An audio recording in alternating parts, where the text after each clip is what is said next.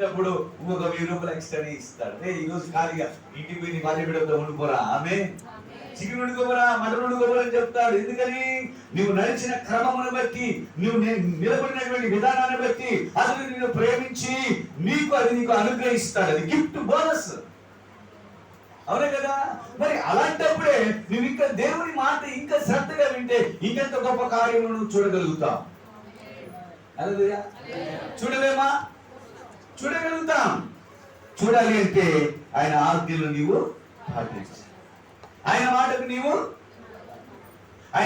శ్రద్ధగా. హల్లెలూయా. ఆడ గుర్తుంది బాబాక అంటే మేము మాట్లాడండి, నువ్వు ఏం చేస్తాం? ఆడ గుంత ఉందని చెప్పింది, గుంత లేదని చెప్పలేదుగా. గుంత ఉంది అని చెప్పినప్పుడు గుంతలోకి నువ్వు నేను వాతానంటే ఎవరికి నష్టం? మనమే పడతాం, కాలు మొక్కలు అదురుతుంది. హల్లెలూయా. అప్పుడు అబ్బా ఆయన చెప్పాడు ఆడు గుంతుందని, నేను ఆయన మాట వినలేదు.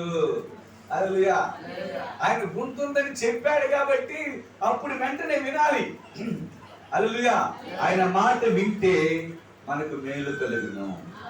ఆమె చెప్తాం. హల్లెలూయా. అందుకనే ప్రియమైన దేవుని బిడ్డలారా, ఆయన మాట వినేవారుగా మనం ఉండాలి. చెప్పడం కొడదామా? కనుక ప్రార్థన చేసుకుంటాం. ఇప్పుడు 4 విషయాలు మీకు దేవుని మాటలు వినిపించినాయి 2 వారాల నుంచి. ఆమె మొదటి మాట విశ్వాసం. నీలో విశ్వాసం ఉందా? అయితే తక్కువగా ఉండేదాన్ని పెంచు. హల్లెలూయా. సౌండ్ వినబడదయ్యా, చాలా మంది పెంచు. హల్లెలూయా. ఏమైంది? చిన్నగా వస్తుంది, చిన్నగా వస్తే నాకు వినబడలా అంటున్నా మనమా.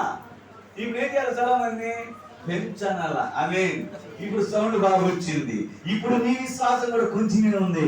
నీ విశ్వాసం కొంచెం ఉంది. ఏం చేయాలా? ఆమె చెప్తాను. నాకు కొంచెమే విశ్వాసం అయ్యా. నా విశ్వాసం సరిపోదా? ఏం చెప్పాలా? పెంచాలి. ఆమేన్. హల్లెలూయా. నీ విశ్వాసాన్ని కాస్త పెంచాలి దేవుని మీద. ఇదిగో దేవుడు నా పట్ల గొప్ప కార్యం చేయగలిగిన వాడైనాడు. హల్లెలూయా. ఏ విషయం వచ్చినా, కాలు నొప్పి వచ్చినా, నడుము నొప్పి వచ్చినా, ఒళ్ళు నొప్పి వచ్చినా, ఇంకే నొప్పి వచ్చినా ప్రభువు చేస్తాడు. అదే విశ్వాసం నీలో నిలబడాలి. ఆమేన్. అది విశ్వాసం నీలో ఉండాలి. ఆమేన్. అది నమ్మకత్వం నీలో ఉండాలి. ఆమేన్. ఆ నమ్మకత్వాన్ని బట్టి నీకు దేవుడు కార్యం చేస్తాడు. Amen. Hallelujah. Hallelujah. Praise the lord. కాబట్టి ప్రియమైన దేవుడా, నీ విశ్వాసం తక్కువగా ఉంటే పెంచు. హల్లెలూయా. రెండవ మాట ప్రార్థన. ఒకవేళ నువ్వు ఈ రోజు నుంచి, ఒకవేళ ముందు ప్రార్థన అనే జీవితం లేకుండా ఏదో తిన్నా ఉన్నా పొన్నాం అయిపోయిందంటే కాదు, కానీ ఈ రోజు నుంచి నీ ప్రార్థన 5 నిమిషాల ప్రార్థన అయితే ఏం చేయాలా? చెప్పాలి. ఉంది, నేను కూడా చేసుకుంటాను ప్రార్థన 8 నిమిషాలు. కాస్త క్రైస్తువులు కాబట్టి కొన్ని నిమిషాలు ప్రభువా అనే ప్రార్థన ఉంటే ఈరోజు గొప్ప ప్రార్థనగా మార్చాలి. చెప్పకూడదా? మనకు నీ ప్రార్థన నిన్ను బలహీనపరిచే శక్తులు వణకాలి. ఆమేన్. హల్లెలూయా. 5 నిమిషాల ప్రార్థన 50 నిమిషాలుగా మారును గాక. హల్లెలూయా. ప్రార్థన జీవితం ఉండాలి ప్రతి ఒక్కరికి. ఆ ప్రార్థన జీవితంలోనే శత్రువుని నువ్వు జయించగలుగుతావు. హల్లెలూయా. మూడవ మాట, దేవుని సన్నిధిలో ప్రత్యక్షమవు. ఎల్లప్పుడు మనము సమయం వచ్చినప్పుడల్లా ఆ ప్రతి ఆదివారము తప్పకుండా ప్రభు ఆలయములో మనం హాజరవ్వాలి. ఆయన నువ్వు రాగానే ఆయన నిన్ను చూస్తాడు. నా బిడ్డ నా సన్నిధికి వచ్చింది. హల్లెలూయా. అందుని బట్టి సంతోషపడతాడు. హల్లెలూయా. మొదటగా సంతోషపడేది దేవుని మందిరానికి వస్తే ఎవరో తెలుసా? నిన్ను గమనిస్తున్నా, నిన్ను చూస్తున్నా దేవుడు నీ ఎదురు సంతోషం ఉంచుతాడు. నువ్వు రాకపోతే లోకంలో ఉన్నావు అనుకో, సాతాను అనుకుంటా ఈరోజు దుమ్మ కొట్టావు కదా, నాకు మళ్ళీ బాగుంది అంటాడు. హల్లెలూయా. ఏ పని ఉండదు. ఇంటికాడ కూర్చొని ఆయమ్మ అయ్యమ్మ మనసులో పెట్టుకుని టైం పాస్ అయిపోతుంది. అప్పుడు సాతాను ఈ రోజు పోయింది కదా, ఈ రోజు జీతం పోయింది కదా, ఈ రోజు ఆబ్సెంట్ అయిపోయినా కదా, వాడు సంతోషపడతాడు. నువ్వు మందిరానికి వస్తే సంతోషపడేది దేవుడు, నువ్వు మందిరానికి రాకపోతే సంతోషపడేది దేవుడు. హల్లెలూయా. నువ్వు దెయ్యాన్ని సంతోషపెడతావు, దేవుని సంతోషపడతావు, నీ ఇష్టం. హల్లెలూయా. దెయ్యాన్ని సంతోషపెట్టే వ్యక్తులు లోకంలో ముందు సాగి దేవుని సంతోషపెట్టి దేవుని మందిరానికి వచ్చి కనబడి స్తోత్రం చెప్పేసేవాళ్ళు. హల్లెలూయా, హల్లెలూయా. దేవునికి మహిమ కలుగును గాక. కాబట్టి దేవుని ఆజ్ఞలను పాటించాలి. దేవునికి మహిమ కలుగును గాక. మనం ఎప్పుడు కూడా దేవుని మాటకు ప్రజపడమియాలి. నువ్వు మనుషుల మాట వినదని నేను అంటలేదు, అది మంచి చెడు నీకు తెలుస్తుంది. ఆమేన్. రాబద్దాం గిద్దెను రాబద్దాం. ఆడొక చెరుకు తోట ఉంది, రాత్రి కొట్టుకుని పోయి అమ్మేద్దాం.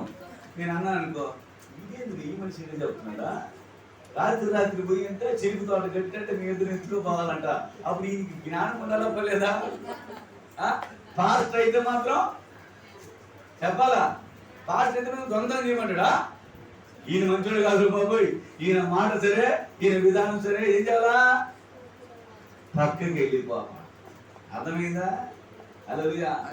పాతాళం అంటే పిలిచింది నేను, ఎలికి ఇచ్చేది ఆయన్ని. అప్పుడు ఇరుక్కుని కిట్టంటాడు, ఎలికి ఇరుక్కున్నట్టు. హల్లెలూయా. అప్పుడు ఏమైపోతాడు? కాస్త 4 రోజులు అక్కడే జైలు ఉండేసి అప్పుడు వస్తాడు. ఆమేన్. అందుకని జ్ఞానముతో ఏం చేయాలి తెలుసా? మనుషుల మాట వస్తున్నప్పుడు నీకు క్షేమమైన మాటని రిసీవ్ చేసుకోవాలి. ఆమేన్. ఒకవేళ నీకు నష్టాన్ని కలిగించేదైతే తప్పు కూడా సలాం చేసి పక్కన పోవాలి. బాయ్ బ్రదర్, నాకు చాలా పని ఉంది. ఆమేన్. ఏం చెప్పాలా? చాలా పని ఉంది, తర్వాత కలుస్తా. మనం ఎంతలో ఏలిసిన మామైనా సరే, ఆమేన్, ఏదైనా నీకు హాని చేసే విషయంలో ఒకవేళ సలహా ఇస్తే దాన్ని తప్పుకోవడం మంచిది. దేవుడు ఎప్పుడు కూడా నీకు హాని చేసే విషయాలు కూడా చెప్పడు. హల్లెలూయా. ఆయన మాటలు శ్రేష్టమైన మాటలు, ఆయన ఉపదేశములు గొప్పగా ఉంటాయి. కాబట్టి మనము దేవుని మాట వినాలి. ఫస్ట్ గా మనం ఎవరి మాట వినాలి? ఆమేన్. హల్లెలూయా. దేవుని మాట మనం వినాలి. హల్లెలూయా.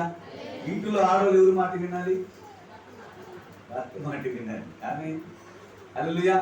ఒక్కొక్కసారి భార్య మాట కూడా భర్త వినాల్సి వస్తుంది. హల్లెలూయా.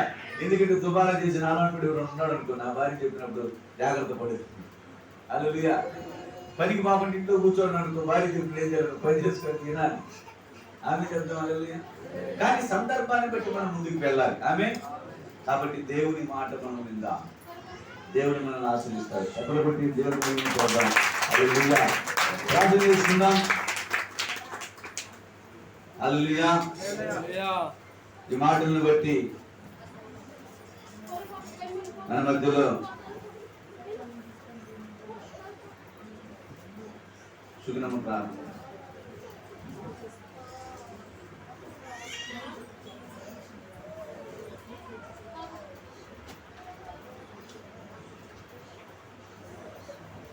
స్తోత్రమైన తండ్రి, మహాపరిశుద్ధుడా, నీకు వందనాలు, స్తోత్రాలు. జీవాధిపతిని యేసయ్యా, నీకు వందనాలు, స్తోత్రాలు. నైనా ఇదిగో నైనా 6వ మాసంలో నైనా తండ్రి, ఆయా చివరి ఆదివారం నైనా తండ్రి